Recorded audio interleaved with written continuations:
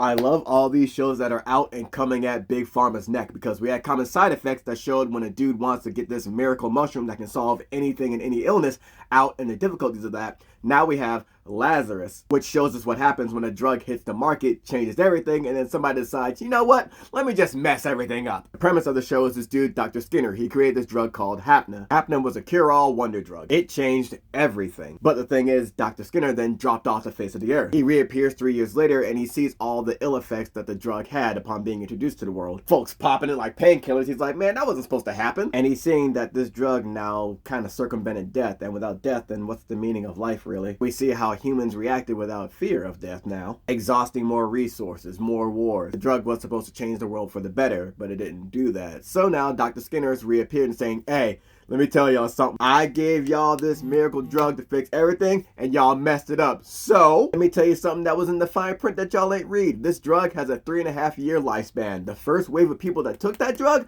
y'all about to die. And then you'll see the next wave of people die in a few months as well. This is a wild announcement. This is broadcasting on every TV, every platform, everywhere across the world. He then tells them, I got the cure. If you can find me, I'll drop it. And maybe you can convince me that the human race is meant to live on. Or whatever. I don't know. Deuces. We see this team being tasked with finding him and the people being collected for that team. What's interesting to me was the recall from the pharmaceutical companies that were putting out Hapna. We see the drug being taken off the shelves, the stock going down on it, folks outside rioting. And I really like this tape because it makes me think of common side effects, where Marshall wanted to get this blue angel mushroom that could cure anything out to the world, to heal the world, right? Now we're seeing this drug that was out in the world, healing the world, and the damage that it did, and then it being taken away. Whereas capitalism and greed was stopping Marshall and common side effects, here in Lazarus, it's not capitalism and greed stopping, but Dr. Skinner's own moral compass and his vision of the world and society. And you gotta wonder, did he always feel this way? Because who makes a drug with a hidden trap in it? Who does that? And dude's a genius, won a Nobel Prize 3 times over. So the government trying to cook up a cure, even if they were able to do it, it would probably be at the tail end of the month, and you're still gonna lose that wave of folks. So I really like this approach with this drug and trying to find this dude who's just basically doing a world-class game of hide and seek, and we're seeing the team assemble to track him down and get this cure. But my question is, okay, you get him, you can't really force him to give the cure, or maybe he has to make the cure, but he did say,